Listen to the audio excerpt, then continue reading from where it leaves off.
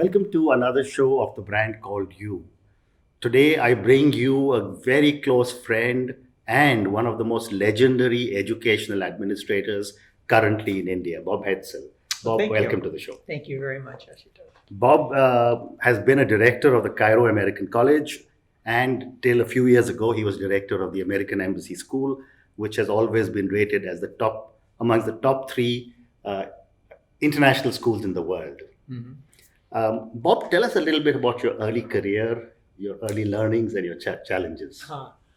Well, like most administrators in the American system, I started out as a teacher, Mhm. and I taught for a few years, and then I became a principal, and then an assistant superintendent, and a superintendent, which is comparable to being a school director.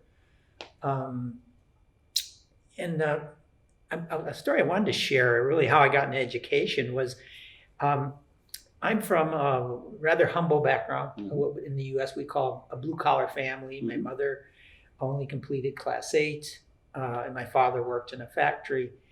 And he took me aside one time when I was a young teenager and said, "Bob, I only want two things for you." He said, "Always be a gentleman, and I want you to get a job where you can wear a white shirt and tie." Wow. And for me, education was the route to that. Mhm. And so from the time I was a teenager, I wanted to be a teacher. And school was a good place for me. I was successful academically. I loved sports and played all the sports. And so school was a place I looked forward to going to every day. And so I carried that into my career, that I wanted to be a teacher and an educator. I wanted to have a classroom where children wanted to come every day. Mhm. When I became a principal, I said, I want to be a principal that has a school where teachers and parents and kids want to come every day. And it's sort of been the primary motivation for me in my work. Amazing, amazing. And you did your early education in the US, then you worked in the US, and then you moved to Asia. What was the attraction that brought you to Asia? Well, really, my right out of college, my first 2 years out of college, I was in a program in the U.S. called the Peace Corps. So I lived I did community development work in Guatemala. And I might add, that was the first time flying to Guatemala I'd ever been in an airplane. Mhm. And I'd always wanted to, again, go and live and work in another culture. And so I'd been in the public schools in the United States for quite a few years. And I said, I better do it now or it's not going to happen. Mhm. So I applied for the first job that I saw available, which was in Cairo. Mhm. And I went to Cairo. I was successful in getting that position. I stayed 5 years, and I said, I'd like to go to at least one more country. And the first opening that I saw was India. Okay. And I knew nothing of India. Right. And so I came to India with the idea of staying 3 to 5 years, which is a typical tenure for an international administrator. And as you know, now I'm in year 18 I know. in India. I know. Yeah. And in fact, that was my next question. That you've almost chosen India to be home. I have chosen India to be home. And you spend a lot of time in India. You go back a few times. What attracted you to India? Well, as I know you also have learning Hindi. Yes, with great difficulty. I read once that India is not so much a place as it is an experience. And that's what charmed me. As I got here and had no idea of how diverse India was, how vibrant India was, and how unpredictable living in India can be. Correct. And all those things, and that combined with the fact I had this wonderful job in an amazing school, top-notch professionals, making wonderful friends, and it just year after year after year after year passed. And finally, I said, I can't think of a good reason not to call this home. That's fascinating. So let's move on to your incredible journey with the American Embassy School. When you came, it must have been a much smaller school, and I know you built it. What were some of your challenges and learnings as you built AES? Well, my predecessor had a difficult time there. And so one of the first challenges was regaining the trust of the community and the faculty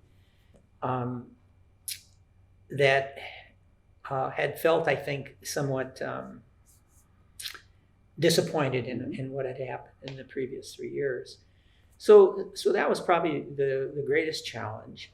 And then the second was working out the relationship with the American Embassy, because the AES has a very unique relationship with the embassy, unlike any other school in the world. And so I needed to understand that. And then it's like any organization, you have a need to grow, and at the same time, you want to grow at a rate that allows you not to forsake quality. And so it's managing the benefits of growth, which are additional resources, a more diverse school community which we value, and at the same time to do that without overwhelming the institution and maintaining that quality. You can't, and the quality ultimately rests in the quality of your faculty. And there's a limit to how many really top-notch quality teachers are out there. So you want to make sure you grow at a rate where you aren't suddenly having to settle for somebody as opposed to finding someone really good. Very interesting. You know, everyone who has worked with you, including my wife Veera, they just can't stop talking of what an incredible human being manager you are. What is it that you do so differently that people love you so much? Well, it's very nice of you to say that, and for Vera to say that. You know, I think what I've learned is the two key ingredients to me are trust and caring. And I read a definition of trust one time that trust is unquestionable dependability. That no matter what the situation, you can trust that I'm going to respond appropriately. That you can trust in me to treat you respectfully and with care. And caring for me is really how you use your resources. To a great degree, it's not so much what I say, but what I do. People are going to watch what you do. And I think the greatest resource that we have is our time. And I think what probably one of the finest compliments I've ever received in my career was a teacher who wrote on a survey I sent out, an anonymous survey. And the teacher said, "When I'm with Bob Hetzel, I feel like the most important person in the world. And for that moment, to him, I am." And so for me, it was being accessible to people. And when I was with them, I truly was with them. I wasn't thinking about what I was going to say. I was really listening to what they were saying and trying to understand. And I think people appreciate that. I think the other thing for me is the whole notion of, it's kind of like the golden rule that's found in every religion. Treat others as you would like to be treated. And I've always found that if I treated professionals as professionals, and I respected their competency, their dedication, they were competent and dedicated. And if I treated them differently, I think they would act differently. And I've often heard some of your former colleagues say that you make them feel 10 feet tall. It's probably because of the trust and confidence you have in them. Yeah, and I think there's also, I have a belief in the collective intelligence and the collective creativity. And so I sincerely respect and want to hear people's thinking on issues. And I think all of us feel valued when someone asks us our opinions. Just like today, I mean, this is making me feel so good that you're interested in what I have to say. And my experience with parents and students and teachers is when I ask them what they think about something that's important to all of us. it validates their intelligence, it validates their commitment. So that's an interesting segue into my next question. You spoke about your relationship and how you make all your colleagues feel important because you are able to spend a lot of time with them and you are listening to them. But I've heard similar feedback from parents, from students, and more importantly from your staff. Whether it was the watchman or a very, very senior parent, when Bob Hetzel speaks to me, he is with me at that particular point of time. Yeah. What is that philosophy, or what is that secret? Well, it's a belief in a belief that I articulated pretty regularly, and that each of us is part of something greater than our individual contribution, and no one's contribution is greater than anyone else's. Yeah. And so I would so I think that was it, quite frankly, that when a parent came to me, they knew that I was going to listen to what they had to say. I might not be able to do what they asked, but they knew that they would be heard.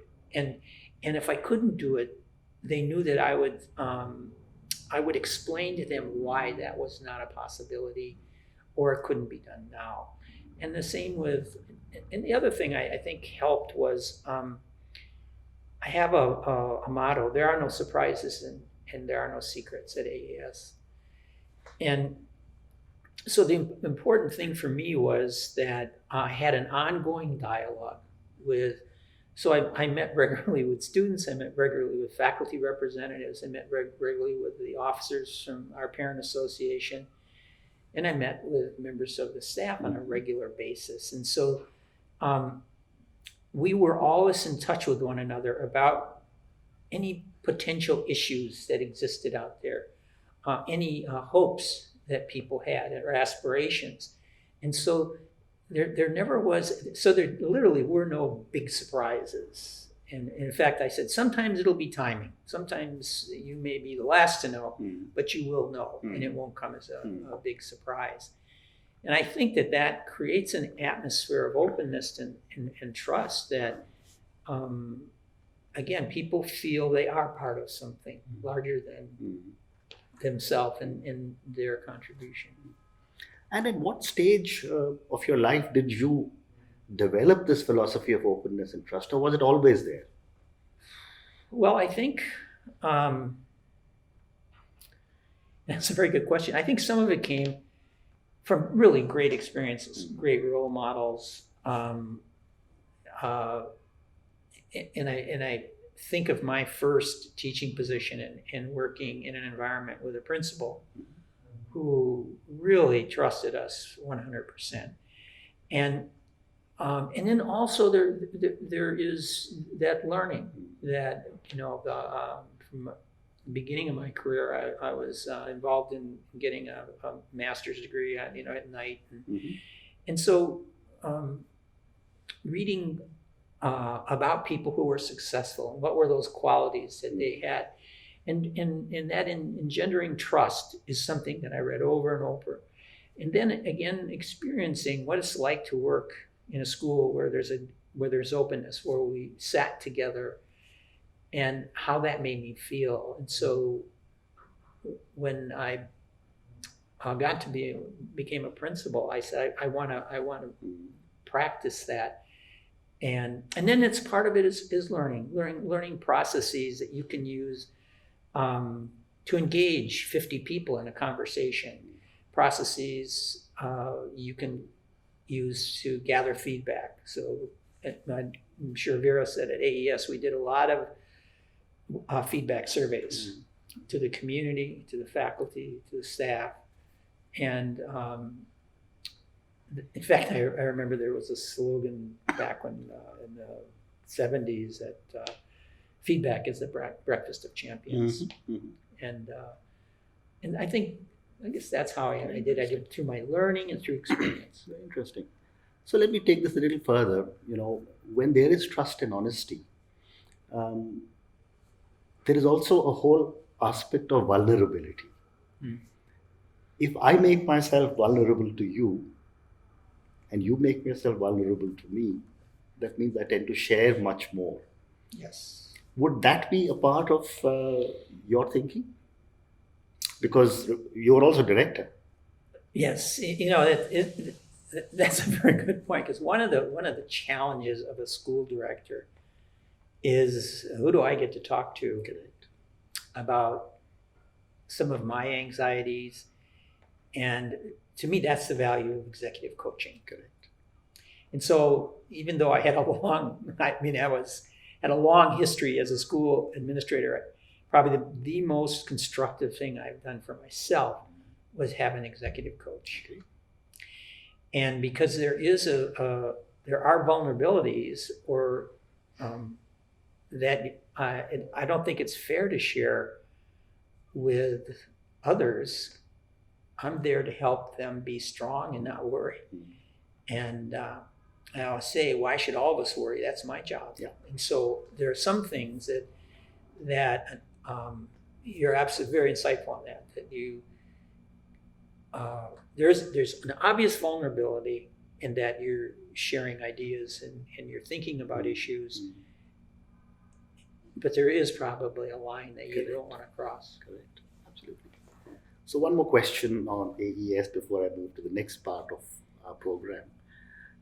I believe when you retired, all male teachers had grown a mustache like yours. Yes. How did that make you feel? Well, obviously I was really touched, and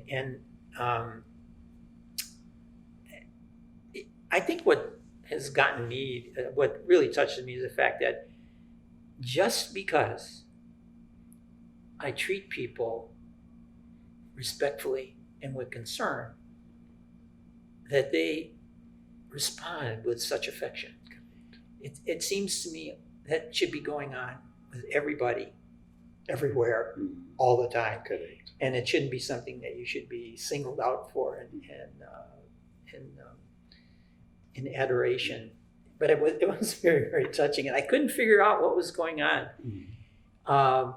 Other than it was not unusual as winter was coming, that the male members would decide to have a beard With contest. November coming in. But this was not November. I agree. So, moving on to education in India. You observed India for 18 years, for a very large part as director of AES, and then you consulted here, and then you're a teacher, so I'm sure you're always seeing what's going on. Mm-hmm. What is the difference that you see in the educational system in the US and in India? Well, I would say the single biggest difference is that in India, every child is taught what the right answer is. Mm-hmm. And there's no question there is one right answer. And in the American system, children are taught what is the right question, and that there are many possible answers with some problems. And so I think in India, because of the board system, that 12th grade board exam is such high stakes. I agree. That the focus has to be on, we've got to get that right. And so the concept of a national exam is very different from the US, where the emphasis is on the state control and local control of schools. And so parents, and that's the other thing, parents have a tremendous influence on the school their child attends. Okay. And just like AES, they have a tremendous difference. True. But, yes, you're absolutely right that there is a need, there is a requirement in India to have the right answer. And yet, there are a lot of successful people coming out of the Indian system. Oh, heavens, yes. And, very often I talk to our own sons, and they said that when they left India and moved overseas, they had to unlearn a lot of the things because the system of education and working was different. Mm-hmm. What do you think can be done to change at least some parts of India? Well,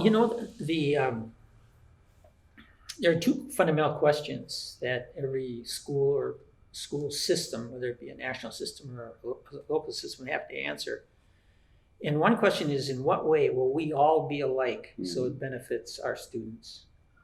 And the other question is, in what way will we all be different so it benefits our students? And what I believe in India, that usually the question, in what way will we all be alike, one of them should be that we all have equal access to resources. So we'll have a level playing field. And the second one usually has to do with the values of certain content areas. For instance, the US, every child's going to get, at some point, they will not graduate from high school if they don't have a course in US history. So that's an area we'll all be alike in. And I think one of the struggles in India, and actually talking to some college professors, is that there's so much centralized control over the content, it's very hard to change it. Correct. And so I think my own belief is that giving greater autonomy to states, probably, to manage the content, and with that will come changes in methodology. And at the same time, if you look at the strength of India, I mean, India is filled with brilliant people. And I think that, the independent schools here do a marvelous job. They still have that 12th standard exam, but just like the International Baccalaureate is now part of almost every independent school. So they seem to have a degree of independence that government schools don't. Interesting. So here, you spoke about the government, the private schools, but the largest number of Indian children are in government schools. And I remember when I was much younger, in the late 50s, early 60s. Literacy in India was at about 52%. I was reading some statistics yesterday, and I think we are a little over 82% now. And yet I keep hearing that despite these numbers, Indians can't read, Indians can't write, a lot of Indian children can't, I shouldn't generalize, can't, express themselves. You spoke about state education. I find some states saying we will now start teaching in the local language. I mean, what, as an observer from outside, as someone who has spent so much time, what is happening in education in our country that seems to be going all over the place for the poor? There is this very small, creamy layer that seems to get all the opportunities. Yes, that's true. Isn't it? Yeah. And so your question is, what is happening that some people are not having equal access to a good education? And and I'm surely not any expert on Indian education. Sure. But again, it's not unlike the U.S. or not just the U.S., but any country in the world. So much of the quality of schooling is based on socioeconomics. That somehow the children from families that have more are going to end up in schools that have better teachers, sometimes more resources. And there also is a cultural dimension about the value of schooling. That again, it's that if parents have to support their, good example is a friend of mine, her driver's son. His grandfather thinks he should not be going to school; he should be out in the fields.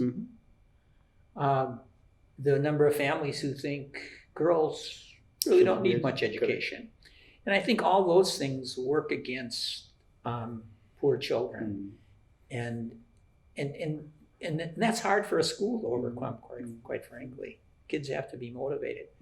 And the other thing I've heard from talking to a number of Indian educators, of course, is that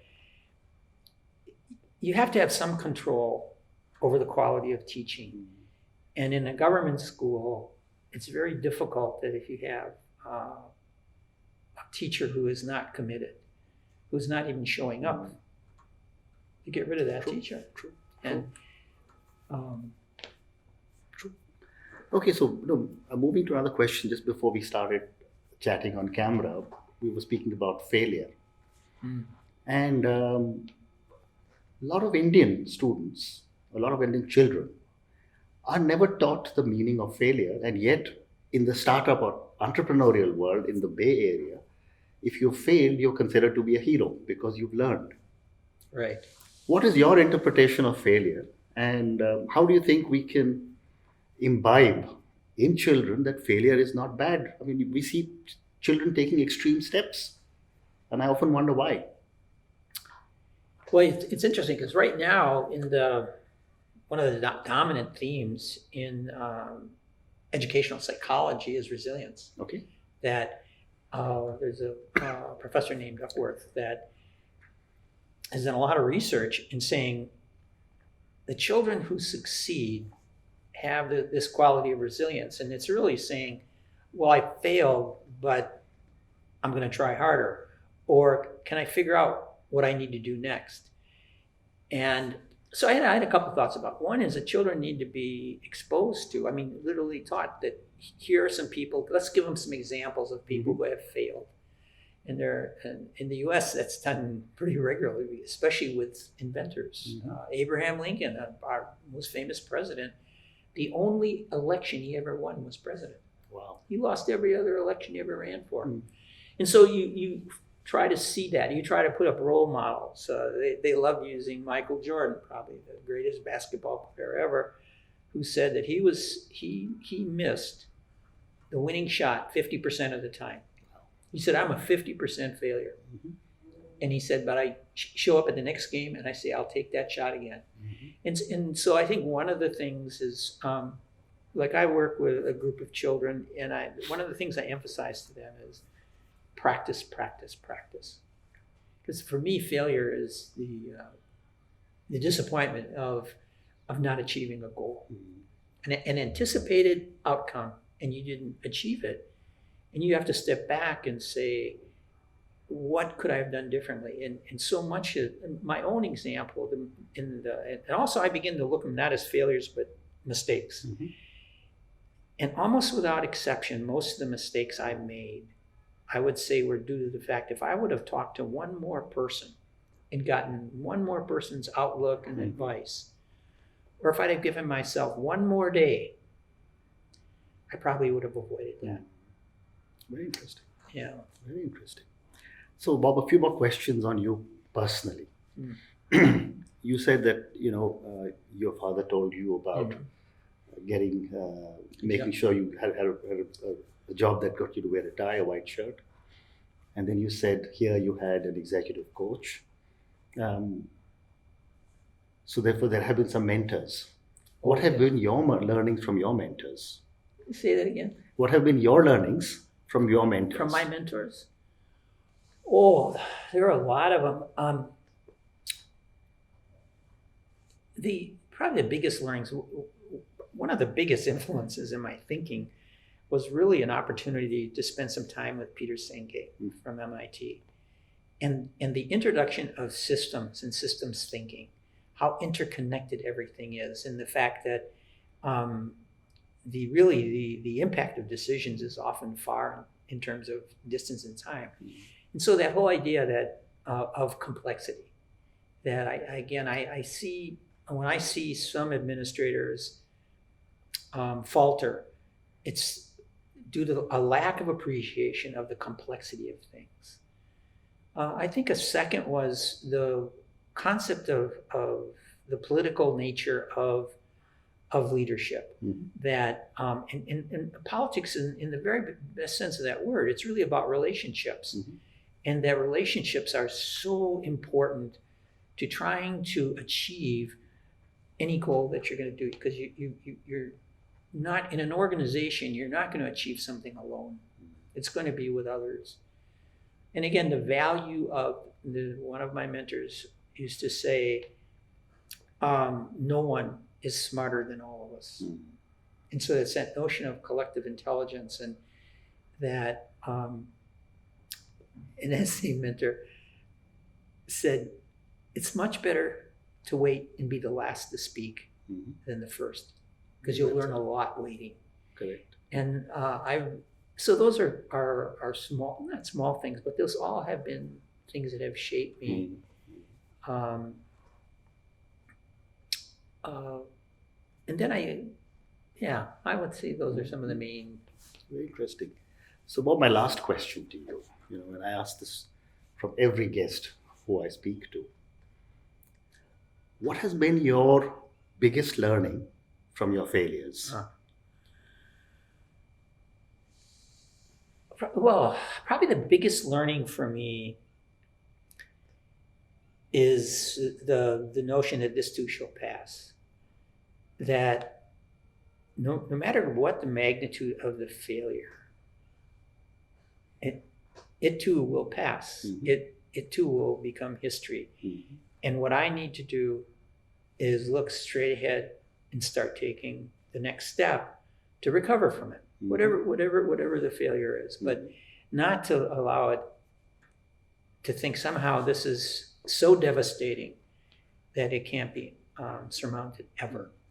And it's back to our discussion, that time passes, and with it, people's memories fade over, especially over organizational mistakes. And that's probably the biggest learning I had was that's amazing. This too is going to pass. This too shall pass. Thank you. Bob, thank you very much. That's been an absolutely incredible chat I've had with you. Well, thank you. Your words of wisdom will be heard by thousands of people. But I wish you lots of good health and lots of success. Thank you for listening to the Brand Called You podcast. Be sure to visit tbcy.in to join the conversation, access show notes, and discover fantastic bonus content. You can follow us on YouTube, Twitter, Facebook, and Instagram. Simply search for The Brand Called You. Thank you, and see you next week.